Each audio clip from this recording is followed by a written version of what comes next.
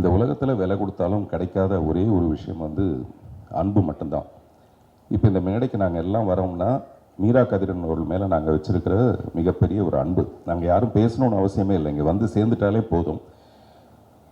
நான் வந்து நிறைய விஷயத்த பாக்யராஜ் சார்ட்ட வந்து காப்பி அடிச்சிருக்கேன். முதல்ல நம்மளை பேச கூப்பிட்டா என்ன பேசுறதுன்னு யோசித்தேன். அதில் பாக்யராஜ் சார் ஒரு லீடு கொடுத்துருக்காரு. இங்கே சினிமாவை சுவாசிக்கிறவங்க டெஃபினட்டாக ரொம்ப ரொம்ப கம்மி. அதில் ஒருத்தர் இயக்குனர் ராம். நான் மீரா கதிரவன் சொல்லுவேன்னு வச்சுங்களா.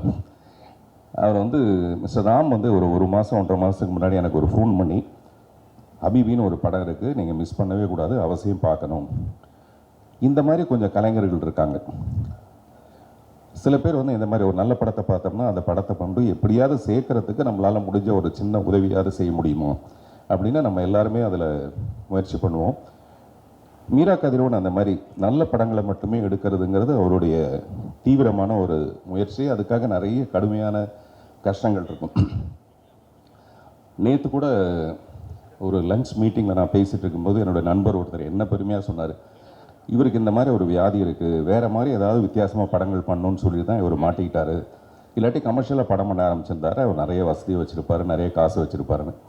சில பேருக்கு வந்து என்ன தோணுதோ, அந்த நம்ம சினிமாவுக்கு வந்தது காசு சம்பாதிக்கிறதுக்கு, பணம் சம்பாதிக்கிறத மீறி இந்த கலையை கொண்டு வந்து அழகாக சேர்க்கறதுக்கான நம்மளால் முடிஞ்ச ஒரு சின்ன முயற்சி. அதை தொடர்ந்து மீரா கதிரவன் ரொம்ப அழகாக பண்ணிகிட்டு இருக்காரு. தொடர்ந்து இந்த படத்தில் கூட பார்த்தீங்கன்னா கேமரா முன்னாடி வந்து நடிகர்கள் நடித்த மாதிரியே இருக்காது.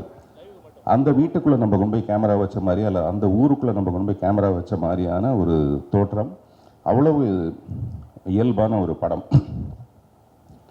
இந்த அன்பை பற்றி நான் சொல்லும்போது, இன்றைக்கி சாயங்காலம் நடந்த ஒரு நிகழ்ச்சி, தயாரிப்பாளர் ராஜன் அவர்கள் வந்து தற்கொலை பண்ணிகிட்டு இருக்காருன்னு ஒரு கேள்விப்பட்டு மனசு ரொம்ப ஒழுங்கி போச்சு. தேனப்பன்ட்ட கேட்டேன், என்ன சார் அவருக்கு ப்ராப்ளம்னு. அவர் சொன்னார், அவருக்கு வசதியெலாம் நிறைய இருக்குங்க, அவர் தனியாக ஒரு ரூமில் மட்டுமே இருப்பார், அவர் வீட்டுக்கெல்லாம் போகிறதில்லைன்னு. ஒரு குறிப்பிட்ட வயசுக்கு அப்புறம் என்ன தேவைன்னா அன்பான ஒரு பரிமாற்றம் வேணும். யாருக்கிட்டையாவது அன்பான 4 வார்த்தை பேசுகிறதுக்கான ஒரு வாய்ப்பு இருந்ததுன்னு வச்சுங்களேன், நிச்சயமாக அவர் இந்த முடிவுக்கு வந்திருக்க மாட்டார். இன்றைக்கி வந்து சோஷியல் மீடியாவில் இருக்கிற பிரச்சனைகள் வந்து ஒவ்வொருத்தரையும் நெருக்கி தள்ளி தற்கொலை பண்ணிக்கிற அளவுக்கு கொண்டு போய் தூண்டி விட்டுடுது. அப்படி இருக்க நேரத்தில் ஒருத்தருக்கு ஒருத்தர் அன்பு காட்டுறது ரொம்ப அவசியமான ஒரு விஷயம். இன்று மாலை கூட எனக்கு அது என்னால் ஃபீல் பண்ண முடியுது. அப்படி நம்மளே கலைஞர்கள் எல்லாரும் சேர்ந்து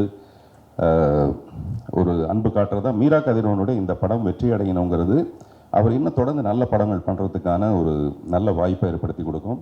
சாம் சிஎஸ் வந்து இந்த படத்தோடு ஒன்றிய நல்ல பாடல்களை கொடுத்துருக்காரு. மகேஷ் முத்துசாமி நான் சொன்ன மாதிரி இயல்பான ஒரு ஊரை நம்மகிட்ட காமிச்சிருக்காரு. கஸ்தூர்ராஜா அவர்கள்கிட்ட நான் எதிர்பார்க்கவே இல்லை. நான் அவருக்கு ஒரு பெரிய நன்றி கடன் பட்டிருக்கேன். 1000ல் ஒருவன் ஒரு படம் வந்து எனக்கு கிடைச்சதுக்கான ரொம்ப முக்கியமான ரீசன் வந்து மிஸ்டர் கஸ்தூர்ராஜா.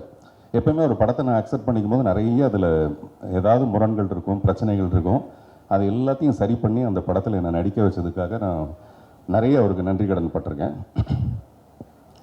இந்த படத்தில் ரொம்ப ரொம்ப இயல்பாக தன் மனைவிக்கிட்ட எப்படி நடிப்பாரோ அந்த மாதிரி ரொம்ப இயல்பாக நடிச்சிருக்காரு இந்த படத்தில்.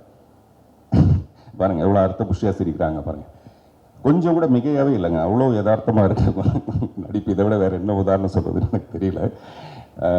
ஸோ எல்லாமே ரொம்ப சிறப்பாக இருந்தது. இன்னும் நிறைய பேர் இந்த படத்தை பற்றி பேச போகிறாங்க. அதுக்கிடையில் எங்கள் வீட்டு பிள்ளை, நம்ம ஊர் பிள்ளை போய் எங்கேயாவது பெருசாக சாதிச்சா நம்ம எப்படி பெருமைப்பட்டுக்குவோமோ அந்த மாதிரி நம்மளுடைய மாண்புமிகு தமிழக முதல்வர் திரு விஜய் அவர்களுக்காக நம்ம இங்கேருந்தே ஒரு வாழ்த்து சொல்லணும்னு ஆசைப்பட்றேன்.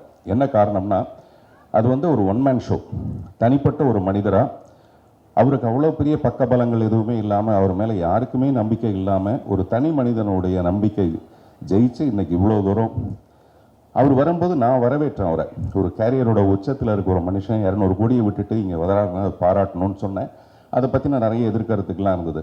ஆனால் இன்றைக்கி கேரியரோட உச்சத்தில் இருந்து சிஎம் ஆகி இன்றைக்கி மத்தியானம் கேரியரில் சாப்பாடு எடுத்துகிட்டு வர ஒரு அரசு ஊழியர் மாதிரி காலையில் கரெக்டாக 9:30க்கு வராரு, சாயங்காலம் வரைக்கும் இருக்கார். அதெல்லாம் ரொம்ப ஆச்சரியமாக நிறைய பேருக்கு வந்து ஒரு பிரமிப்பாக இருக்கும், அந்த 4 நாளைக்குள்ளே இவ்வளோ பண்ணுறாருன்னு. அவர் நிறைய பண்ணும். இப்போ கமல் சார் கூட பார்த்து ஒரு 6 விண்ணப்பங்களை கொடுத்துருக்காருன்னு சொல்கிறாரு.